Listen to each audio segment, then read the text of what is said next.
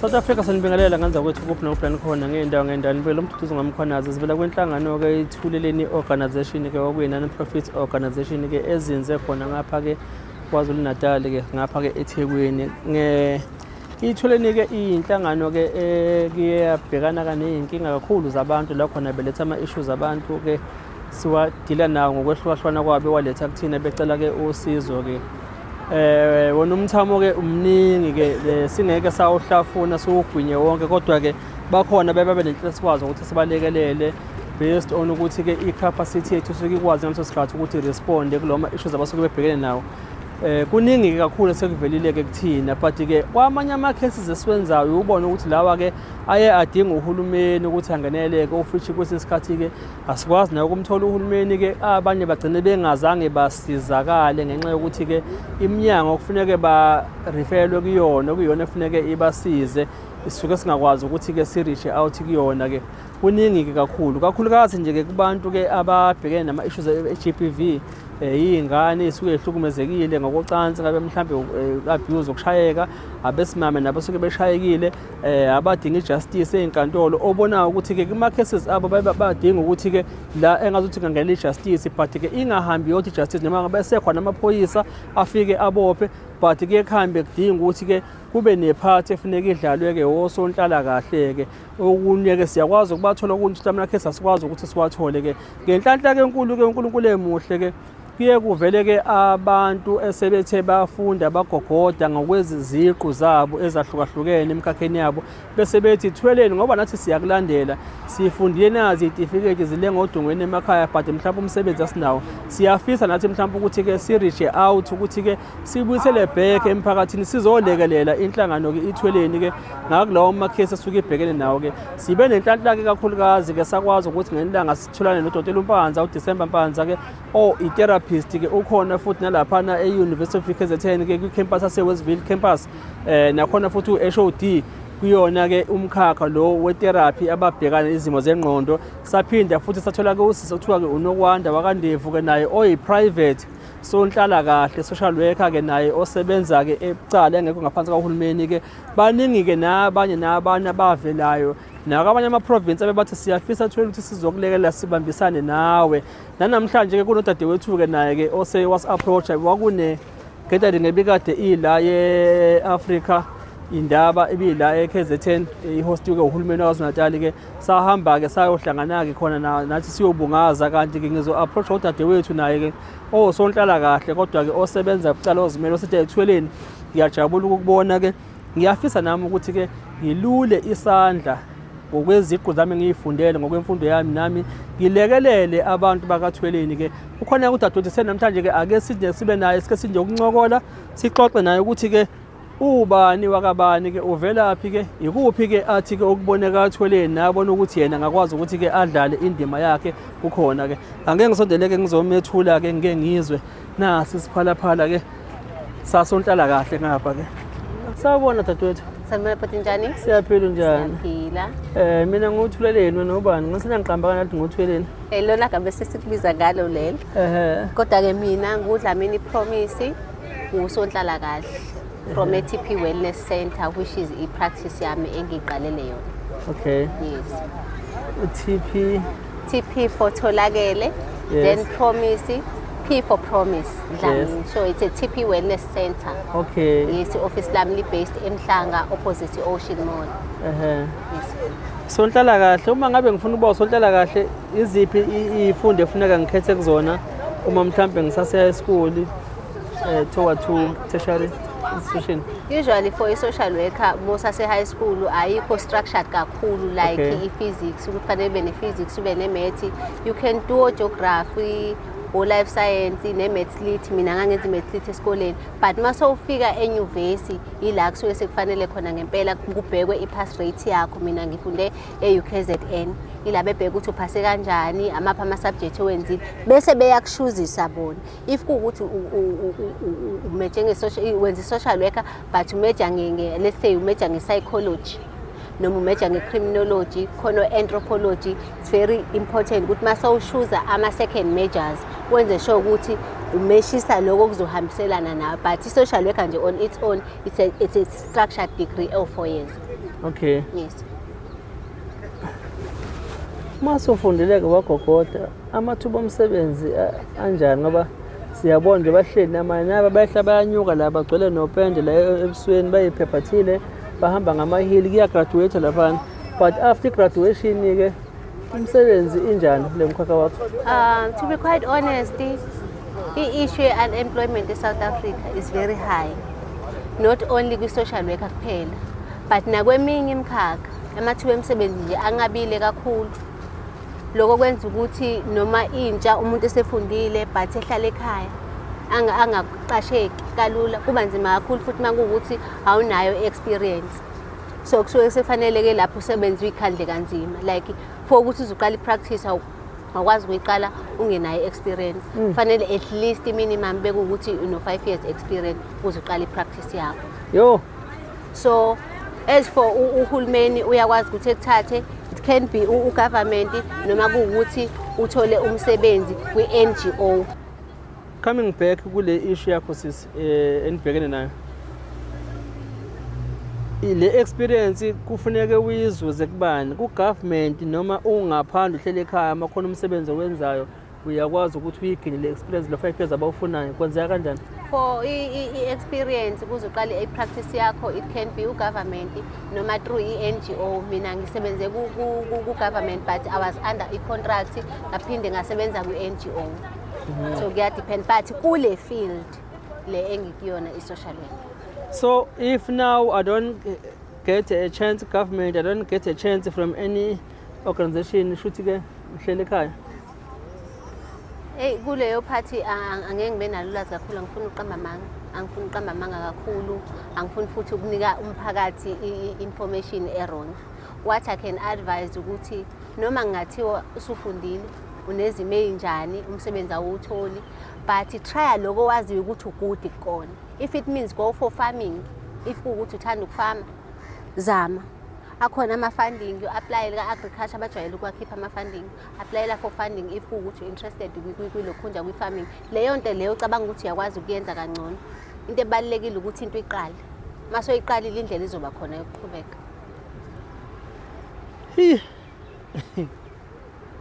I'm interested yabo. Kulama issues enu kakhulukazi lawa nje ama-social worker, psychologist and therapist yabo. Noma criminology lokho wabala yabo ngoba because the imbalance ekhona between the government nathi somphakathi uyayibona ingakanani because iyinkinga going down emphakathini ziningi kakhulu eyidinga nina yabo. But ke ku government if engakwazi ukuthi nonke akwazi ukuthi accommodate yabo. Yes. But ke laba bahlele emakhaya wenze njani ngabo because phela inkinga ziningi nayo uhulumeni akakwazi ukuthi arishe out kubona. Hence that's why abantu beze bazothina abantu abanjengotholeni bezoletha usizo olubonayo ukuthi lo kahle kahle udinga uhulumeni la ngithi yabo. Amanye ama-cases ubona ukuthi sishaya ama-resources because asinayo i-funding ngithi yabo. Same government does not even fund us ngithi yabo but ke manje uthola ukuthi la ma-case ofanele ukuthi nawo kahle kahle adinga uhulumeni because uyena unama-resources. Abantu bagcina sebezo-operate ngala ukuthi ke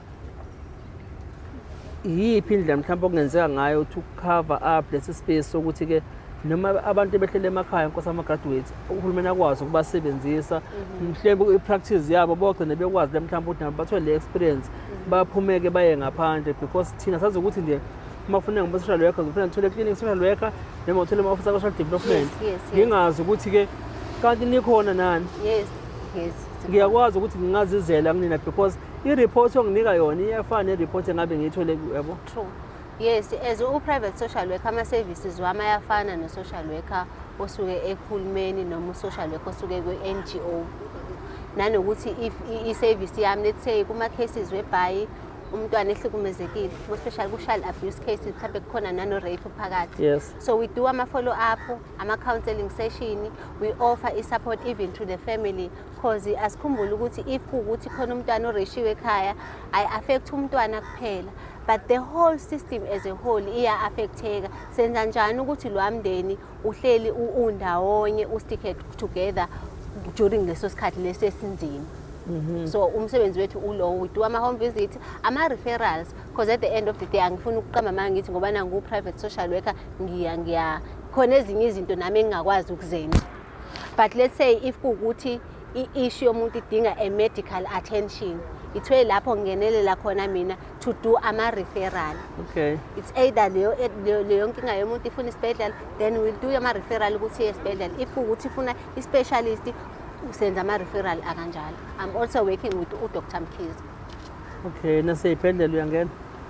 No, in terms of ama-referrals, Yes, not ukungena, but ama-referrals. Ibhedlela esingena kakhulu kuzona, ithiwe la sisuke sidila nama-client ano-mental health phela for ama-wellness, because khona lento le esifuna ukuthi ivele ukuthi ama-mental issues aya-affecta your well-being. So if kuwukuthi une-trauma noma kuwukuthi washonelwa awu-accept-i, hlale kufike loko, gcine seku-affecta even indlela o-behavior ngayo, ike ekhaya mhlawumbe ike emsebenzini, omunye uzigcine sephuza. Sitshela ukuthi ukuphuza kwakho kunormal, kanti cha, khona okukuhluphayo okungaphakathi okungadlulile emphefumulweni. So ama-counseling sessions ayasiza-ke ukuthi umuntu e-unpack, sibone la sisuke sizosiza ngakhona. If kuwukuthi inkinga siyabona ukuthi ingaphezulu kokuthi ama-counseling session, therefore lapho-ke umuntu mhlawumbe sithule se-admithiwe for ama-rehab centers, then we do offer ama-counseling session for ama-inpatients. Nidila kanjani iy'nkinga esuke zi-affecta yini personal bene nabantu? Kuyo nje khona abantu behethwa into zemjolo, yabo? So I-stress somjolo, usho babuye ngane kunje. khona lento ethi udokotela akazilaphi. Yes. So if mina I have iy'nkinga, so yes khona la fanele uhlale wedwa ecaleni uyikhanselishe. But khona la kusuke kuzoba ngaphezulu kokwenza. Yes. Ila usuke sozahlala phasi nomunye ukuthi hawu yazi zakwethu nginenkinga kanje. Ila uzakwena ezobe sekuchushise sekukhanselisha ukuthi no Dlamini u1 no2 no3, otherwise yenza kanje, then uba right. Ngikubuza lokho because you are also human beings. At the end of the day Njengathi sonke angithi yabo, nani negazi nani nobuhlungu angithi yabo. kunjalo. Everyone have a soft spot yakhe na ukuthi mangishayekela nami noma ukuthi nginama qualification kanje, but ngiyadinga nami ukuthi ngibone Udokotela uyagule uphethe umjovo, yebo. So sinayo support system no colleague nawe nobona ukuthi yazini ithi ngithathe some time, khona lento ebizwa nge-trauma debriefing. Okay. La usuke su-offloada khona, because yebo ukuzwa iy'nkinga zabantu ey'hlukahlukene kuyakwenza nawe uthi ugcine sozifila, yabo, ugcine usuphatheka kabi, kanti umsebenzi wakho as a social worker, yebo zifake ezicathulweni zomuntu, but i-goal ukuthi usize lwa muntu akwazi ukuyisiza, not ukusiza ukuthi uyamsiza, but umenza ukuthi akwazi ukuyisiza yini. Nami ngabe ngiyadinga ni social worker man. I-counseling. I-step sokuqala is ukurealize ukuthi unayo i-problem, then we work it from ekutheni so-realizile ukuthi nginayo inkinga. Same applies with umuntu oshaya umuntu wesilisa. Uyabo uma uthi usibambane uyangishaya, kodwa hayi ukuthi inkinga ukuthi uyangishaya, but inkinga ukuthi mina engihamba nabangani abarongo noma mina engibuye ebusuku. That means you realize ukuthi ku-wrong ukuthi akushaye, but usa-in denial ukuthi uyaku-abuse, yabo. Okay. Cha uthi ngisho ngoba kabona ngiye ngizabanje bethi hayi nawe etholeni uyayidinga i-counseling, angithi what counseling? Nawe uyayidinga. Nawe uyayidinga. I-counseling? Yes, uyayidinga. Really? Because uma udila nama-issues wabantu khona nawe fanele u-offload somewhere. Uze uzobuya ngamandla amasha ukwazi ukudila ney'nkinga zabantu, because to be quite honest umphakathi out there uyabadinga abantu banawo ama-challenges, adinga o-social worker, adinga obhuti abafana noThuleleni ukudila nalawo ma-issues la nokubalinka with ama-resources, because sometimes it's not about ukuthi abantu abazi ukuthi benzeni, it's just that they need i-guidance, ukulekelela ukuthi ngenza kanjani mangena i-birth certificate, ngenza kanjani mina bhuti anginayo i-ID, ngazalelwe ekhaya, uma usashona, uyabo. Hey guys, do we need a counseling? Hawu wakhomba nginami? Hawu ngizibona sonke nani nje. Cha mina dadewethu yabo ngiyangihleke abantu mabesho njalo ngithi yabo truly speaking angazi noma uzothi mhlambe indlela uNkulunkulu ke engikhulise ngayo nendawo asengidlulise kuzona ngithi yabo because kulento nje yethuleleni kade ngitshela nje umfowethu wathi sina la ukuthi asizazi ukuthi sikephi senzani because we never plan ukuthi senze into esiyenzayo but ke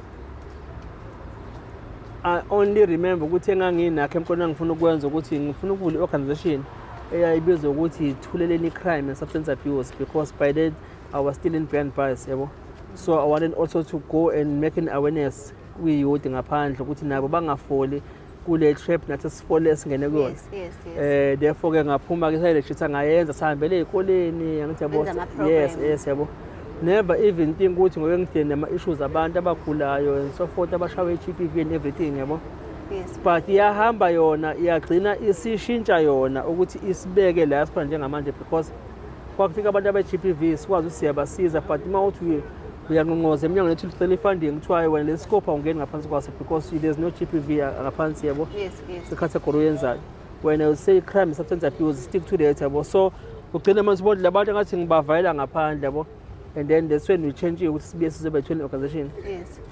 So basically since senishintsha seni-standardize senenza konke. Yes. Sesenza konke yabo. But ke kwafika nomfethu ke uNtando wayenenkinga yokugula ngithi yabo naye ufika kwakhe kanti naye uza uvula umnyango wabantu abaza nezifo ezahlukahlukene bathi bhu yabo.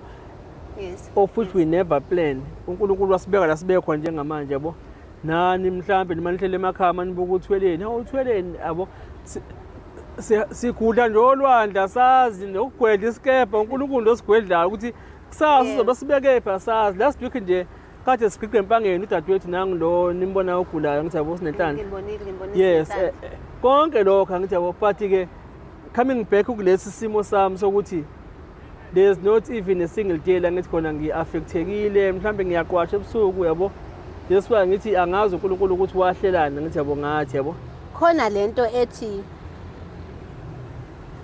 khona ubizo khona ukwenza into ngoba uyenza nje for the sake of ukuyenza for the sake of money sometimes khona ukwenza into ngoba ubizelwe kuyona yabo umehluko uzoba lapho if it was about imali ungabithwele ngaba ngisekho kuyona yebo that means ubizo ngaba angisekho kuyona because you can count from 2016 up until now angithi yabo without even any financial support angithi yabo yes if it was about imali yabo ungabe mhlambe ngithi si rich manje noma mhlambe whatever mhlambe besengaleqa phansi yabo and but ke with the grace of God konke okwenzakala sesikubona abantu abanye besizakala ngithi yabo belithola usizo and sekukhona lokho ivela nabantu manje I'm trying ukuthi ngivale indlebe zami ngingayibheki yabo and labantu still coming up ne issues zabo ukuthi uNkulunkulu khona ayibeke kuwena amandla khona wena ukuthi abantu ngabathandaze nje babeza kuwena ngithi yabo of which I don't want to even consider that yabo I don't want to even consider yabo angiyena umthandazi mina but nje ngilazi khona kanje kufika abantu kanje bezocela usizo bekudabala besicela usizo uNkulunkulu aveze abantu yabo but kodwa ngiyakulento ukuthi uNkulunkulu ungidlusile ebunzimeni wangimolda ukuthi ngize ngikwazi ukuba strong ngithi yabo futhi neyami ingqondo ngasho ngithi uyena oyi-psychologist yayo because uma ngisho ngithi mina ngisho ngifike ekhaya mina ngivuza umchamo kuphela mafuna ngive ngiyochama yabo angikaze nangelilodwa futhi ilanga ngiphuphe into esike sathi sihambe senze interview yayo ngithi yabo ngivuka nje kuseni namhlanje senze ukuthi sibuye sibona ngisho abantu abakhula ngokuxakile ngithi yabo siqede sidlekene sithenga ukudla sidle akekho kathi bafethu yazi yabo nenkinga ukuthi angidleki nje bubeza namanje bethi nje bekhomba kumina bethi wena udingi angidingi lutho mina nabo basuke beshutha ngibona ababona kakhulu ngicabangela bona ngithi yabo bona basuke bebona kakhulu kodwa ke kuleyo nto ke ngithi yabona lento ethi i-calling it's very important yabona mina if ukuthi sizoqala ngami mina ngifunde ngiqede ugrade 12 ngo-2011 ngaqala e-Unisa e-Unisa mangifunda ngenza social work but because of ama-financial constraints umama ubesebenza emakhishini ngaleso sikhathi bekukumbi financially bengekho ama-means wokukhokhela ama-school fees 2013 ngahlala phansi ngoba ingekho indlela.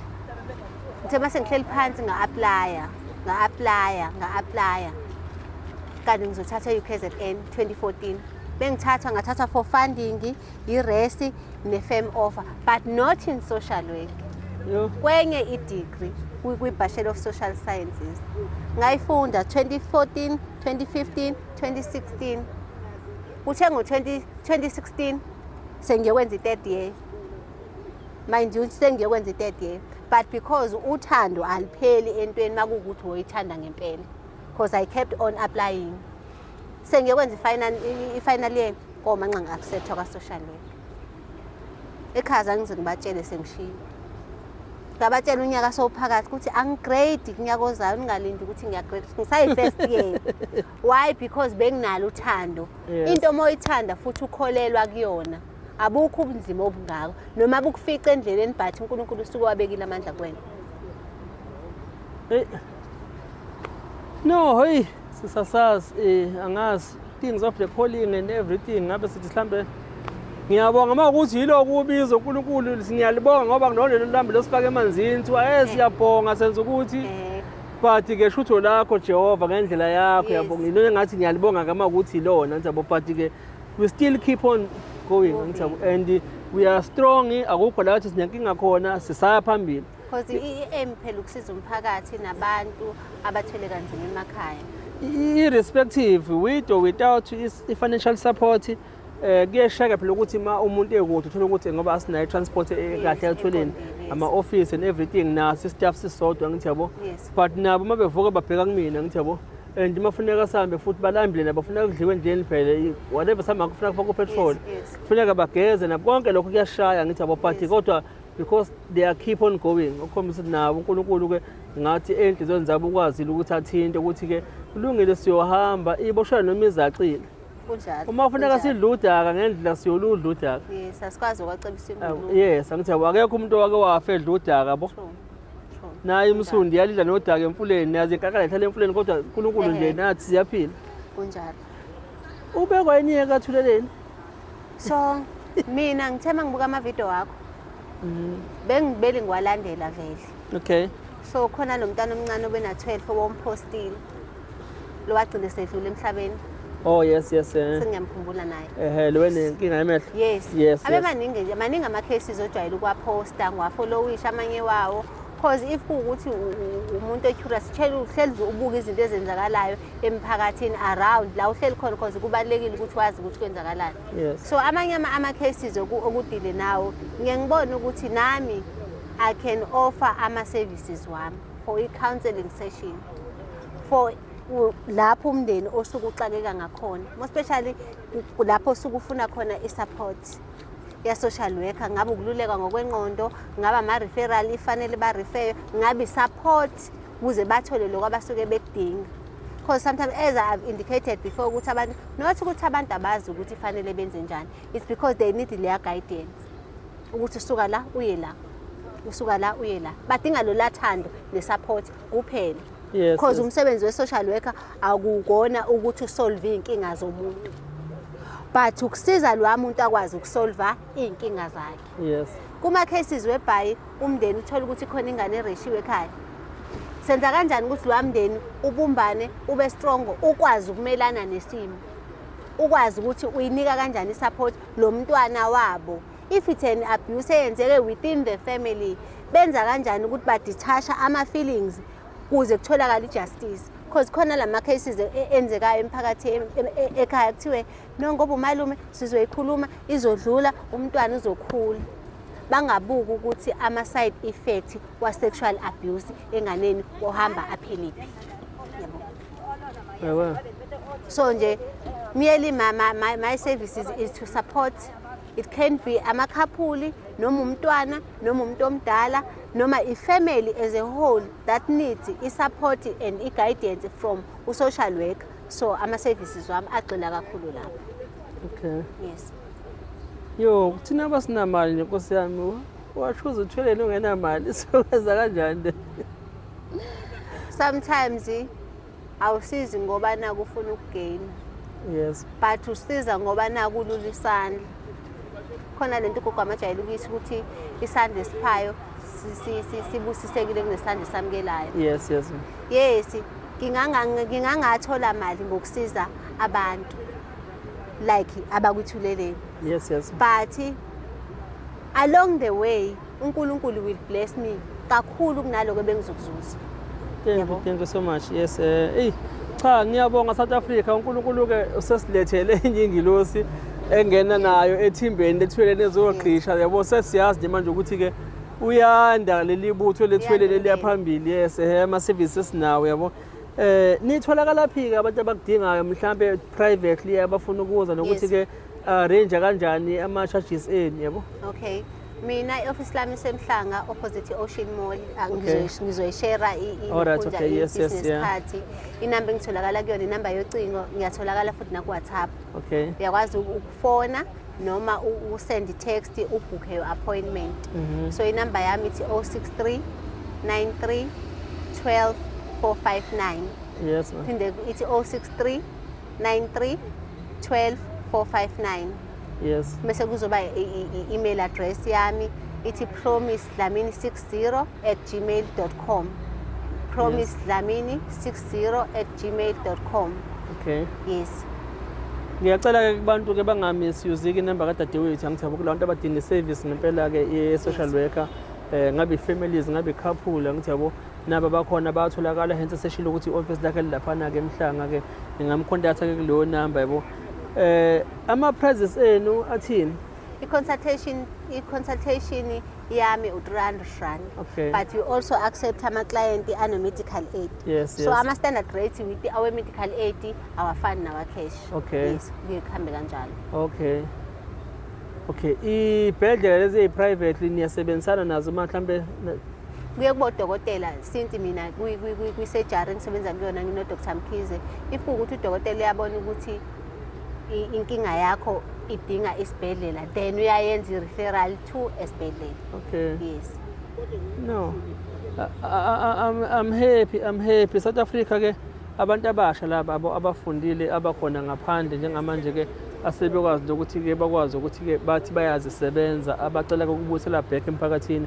Engicabanga ukuthi nathi ke South Africa singakwazi ukuthi siba support through business labo njoba esho nje ukuthi uzimele whoever odinga ke usizo labo bangakwazi ukuthi ke aye office ke ayo consulta naye nangalokho naye kusawubuyisela ibusiness kuyena udadewethu likwazi ukuthi likhule.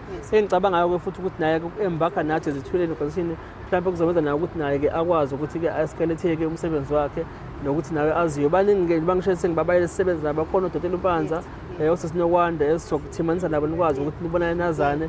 Engicabanga ukuthi kukhulu okuzayo khona iprogram nje ezayo njengafuni ukusho njengamanje ke ezayo ezobe ichayelwa yinini. Ngajabula ukuzwa lokho.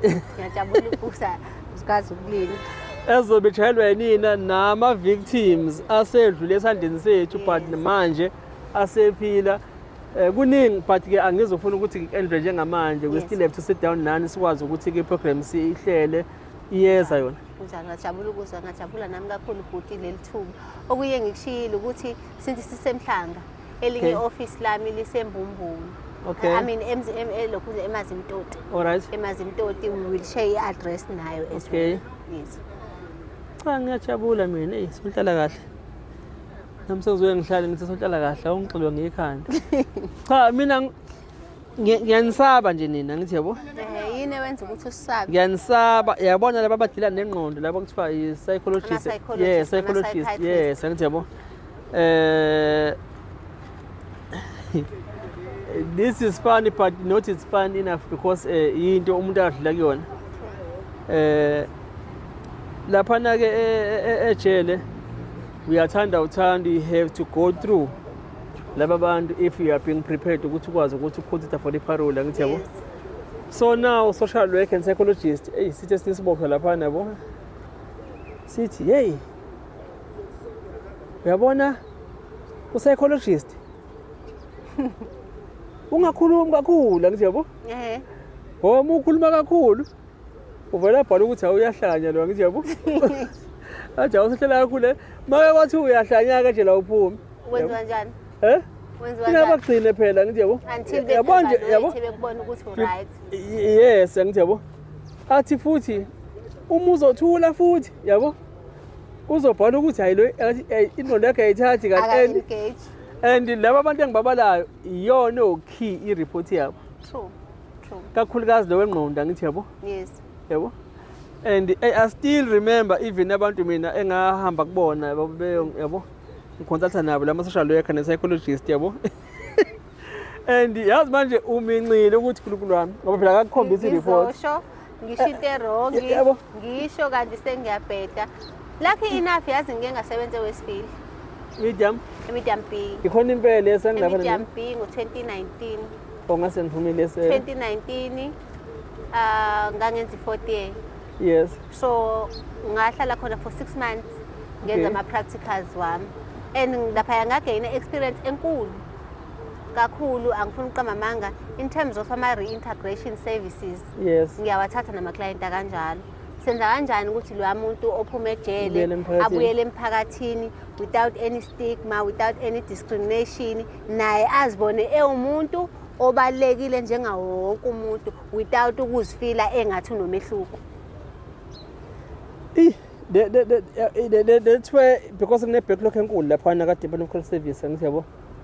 Mina nje I'm a client of DCS yabo but ke phela baye lento abayiyona ze-government angithi yabo. Engeke ngisho because nami la ngikhona I started my own program angithi yabo ukuphusha ngibhekile ngibheka khona yabo but still I'm falling under them because I'm still their client. Angibazi ukuthi baselect kanjani abantu nabo mhlaba baye bafisa mhlawumbe ukuthi no this is our mirror singakwazi ukukhombisa ngaso umphakathi ukuthi yena if we dealing with rehabilitation angithi yabo singabala mhlawumbe 1 and 2 and 2 and 3 angithi yabo abasemphakathini mhlawumbe ke abenza umehluko angithi yabo but ke asazi abantu baboke mhlawumbe benza nabo into njengalezi yabo.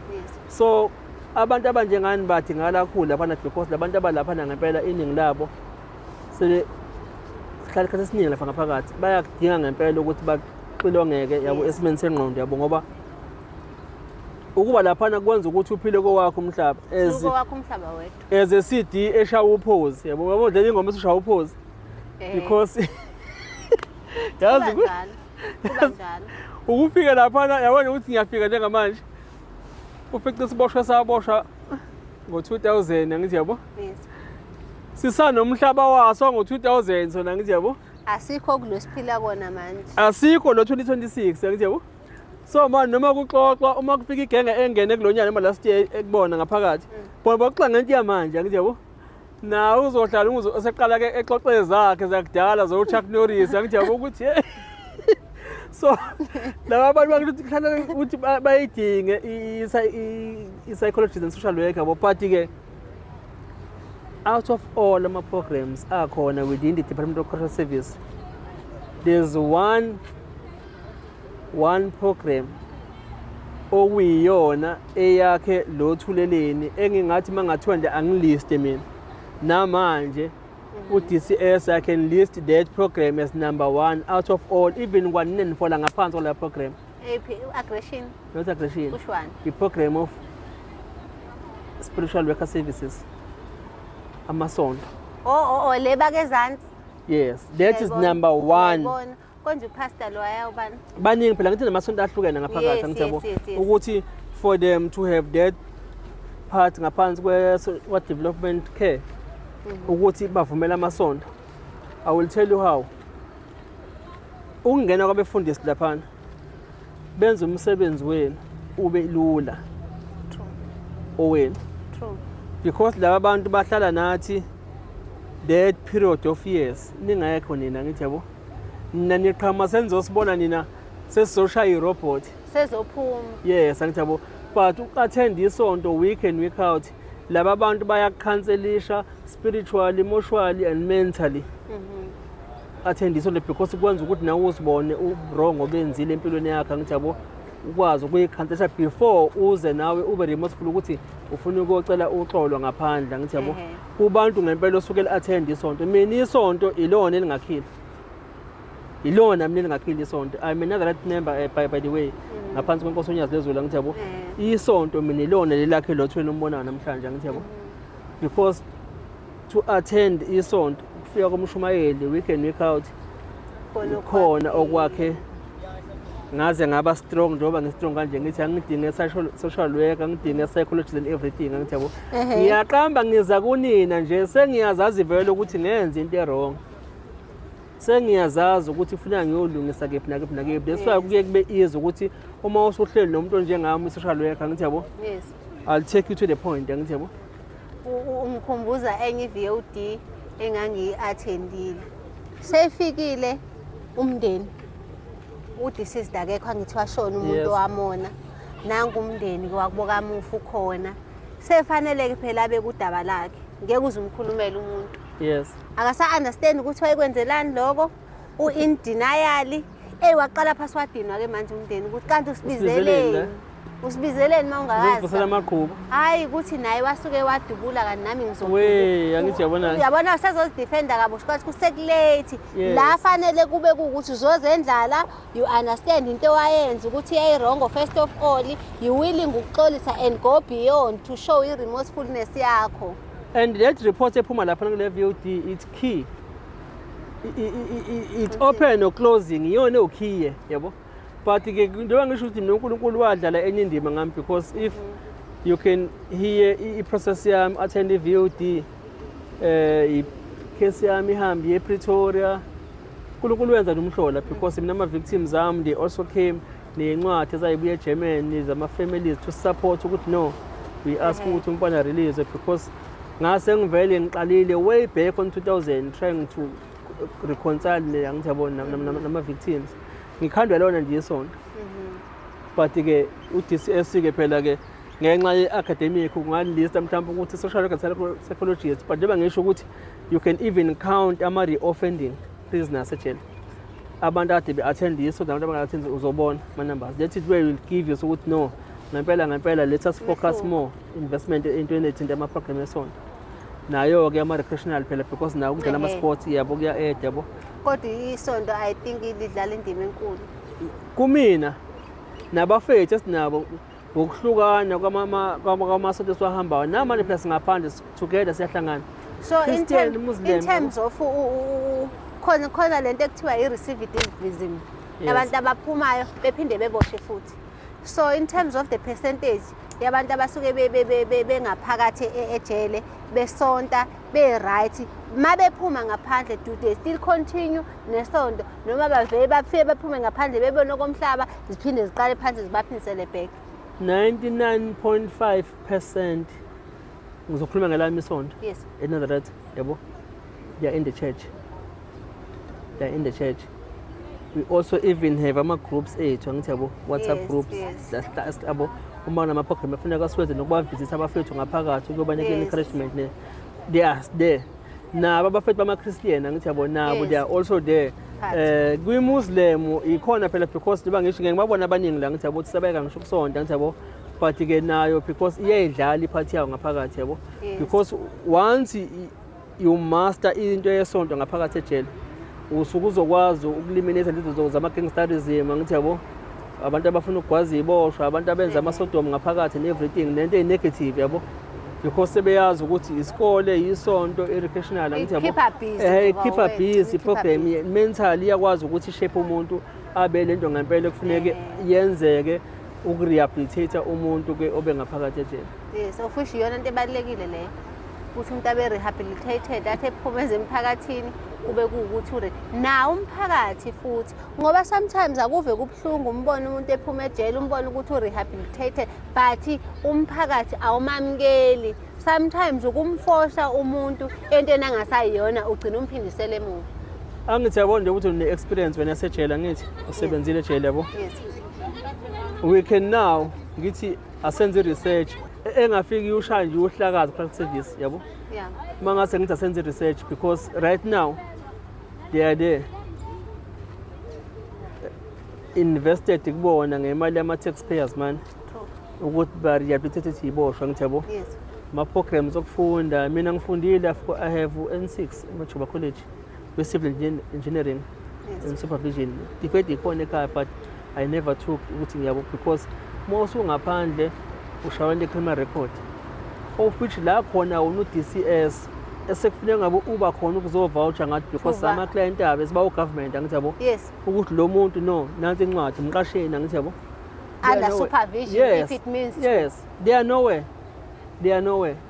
lento esiyenza ukuthi ke yonke le mali ekufundiswa ngayo abafethu ngaphakathi igcine siba i-waste expenditure because abantu bangaphandle banama qualification kodwa futhi ahleli bahleli. So lento ye criminal record ithini ithi iyaphelela after 10 years because I've heard into kanjalo basho njalo mabexoxa inganekwane yabo as bo government basho njalo but mase kufanele ku-embark kona ungene kona uyibone ukuthi sometimes ihamba ekushaya yes angithi yabo and bese uyayibona ukuthi ngoba phela i-corruption ikhona kuhulumeni all over ngithi yabo yes you'll find ukuthi most uyabheka abantu hawo umfowethu wami esine ngaphakathi but okay nangu accessela ukuthi kanjani yabo ubone ukuthi nawe ufuneke ulandele some certain rules ukuze ukwazi ukuthi yes but ke ukuthi hayi angeke ngivele ngingakwenzi because mhlawumbe mase kwenziwa mina kuzoqhama ngithi yabo bese gcina sekuvezela nabanye abantu abo let me stick where I am ngithi yabo yeah mangisakwazi ukusurvive nje ngizosurvive ngikwazi ukuphila ngiphambili this why ngithi cross service nje wodwa nje there's so much angithi yabo ngawo yabo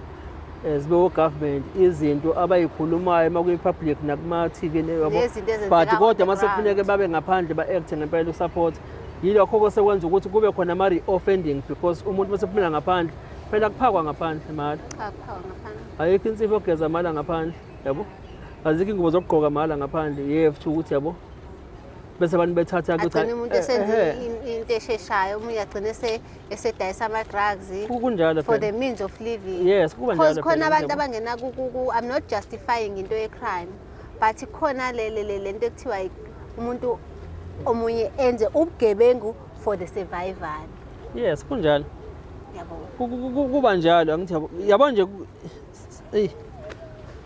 hayi akasithembe mhlawumbe imali yangakhomishini khona ezophuma yakho mhlawumbe kuyokwenza mhlawumbe ukuthi kusheke yabo le system ka government yena because nje kade ngizwa nje kunangazi khona nomunye ucommissioner bese sifundaza nawe ukuthi ufuna ukuvela kumali yangakhomishini and then I was surprised ukuthi hawu naye lo uthi usefuna ukuvela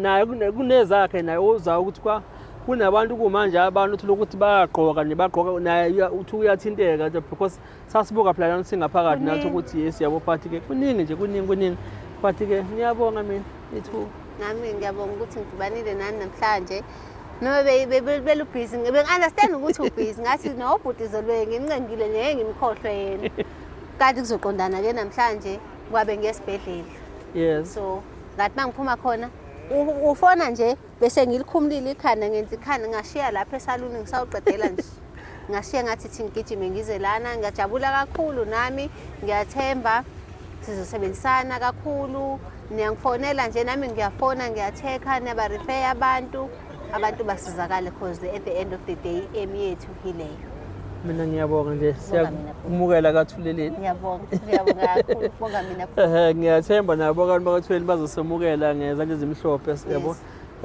kuningi bese sikwenzile impela kaThuleleni ubonayo ukuthi kudinga nini ngikhona manje kuningi kakhulu recent nje kune-family leyo mfana lo wazana ukubulawa ubaba wakhe wamgenqa emshehla ehlathi ushonile kanti ingane uNkulunkulu izophaphamisa isinde and la family but kokugcina sikwazi lokusi-assist i-family to receive justice wagwetshwa kubaba 15 years sejele nje kwezivile komanje but ke you still see ukuthi i-family they still needed counseling yabo singayibona bodwa baningi khona umntwana lo uthobe kwaKadlamini lo wadlo lo baba wakwazi amithisa yabo yes nabo uyabona ukuthi I know ukuthi still noma bebezama uhulumeni ukuthola i-counseling but now kufanele baface reality because nansi ingane iyakhula phela yazi ukuthi uma wayo lo kanti udadewabo umntwana yena uyabona kuma case kanjalo webhayi ezokhulela ingane ibe khona ingane yababo wakhe then sekuphoqa ukuthi ke ngoma sesiyibheka icase sibuke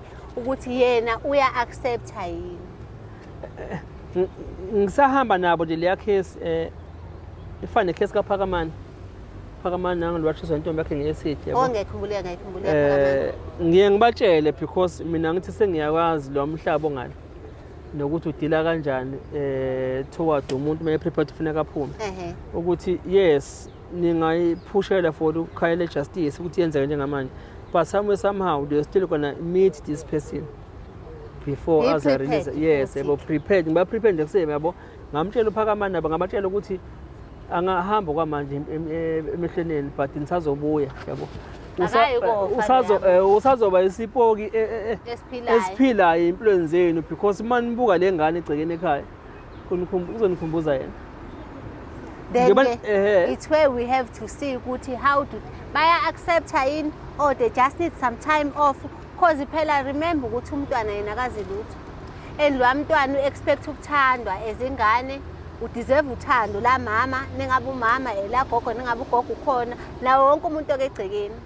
Hey kubhlungu nje yabo. So if lokho kushuthi oyedwa fanele kumakuthi akwenzeki but until aza accept umama kube uyena verbalize ukuthi no ngifuna ingane yami irregardless of ukuthi kwenzekalani sengi right emotionally and mentally I'm fit for my child. No ba accept bona because their family were still together ngithi yabo ingane beyimukele futhi ingane nayo yabo. Nxa sekhule manje lemfana lana usekhulile because naye umfana nje vele way right emncane shemekhula energetic child ngithi yabo. But ke ubone ukuthi le ngane ukukhula kwayo izoyiface reality ukuthi awu kanti ubaba umkhulu ngithi yabo how I was being conceived ngithi yabo. And I'm praying ukuthi ngangithi kubone ngathi le ngane bangayisusa lapha because indawo abakuyona itoxic yabona lapha nokunanda konhlungwane la khona vele west yabo ngathi engazothi le ngane bangayisusa nje kuse early kule ndawo bathola indawo because umeke yakhwela lapha kwase kufika futhi le history yona information uzobheka. Yes yabo but ke thina sengibonga ukuthi nabantu abanjengani saziyo ukuthi sesizokwazi ukuthi amakhesa kanje in terms of ama advice nako konke lokho. No ngiyabonga. Nami ngiyabonga ngiyajabula kakhulu ngiyajabula kakhulu Sithemba umphakathi sizosizakala in terms of ama services. I'm just a phone call away mangidingeka nje ngikhona. No thank you. South Africa siyabonga ngane zakwethu cha besixoxa yena ngomadlamini ke senzile ukuthi ke uzo offer ishanda kaThweleni ke esithembayo ukuthi ke i-working partnership ne-journey yethu ke phambili uNkulunkulu uzoyiblessa and then naye ke akhule ngokwebusiness lakhe ke nawe ekhaya ungayibukeli phansi mhlawumbe usafisa ukuthi nami ngiyafisa ukulela kaThweleni umsebenzi kaThweleni mningi ngalendlela inkinga zabantu ziningi ngalendlela akekho umuntu ongenankinga ophilayo isikhathini samanje emhlabeni especially la South Africa. La ohleli nje khona ngisho kuthiwa unemali engakanani mawunemali bathi nemali yakhe inkinga kakhulu akekho umuntu ongenankinga ke ungacabanga ukuthi mhlawumbe ukuthi ke ubuka abantu babakuthwele kusasa inkinga zoba nayo nawe usidinga nathi service yethu ke uzoyithola nje. Ngiyabonga nisale kahle emakhaya.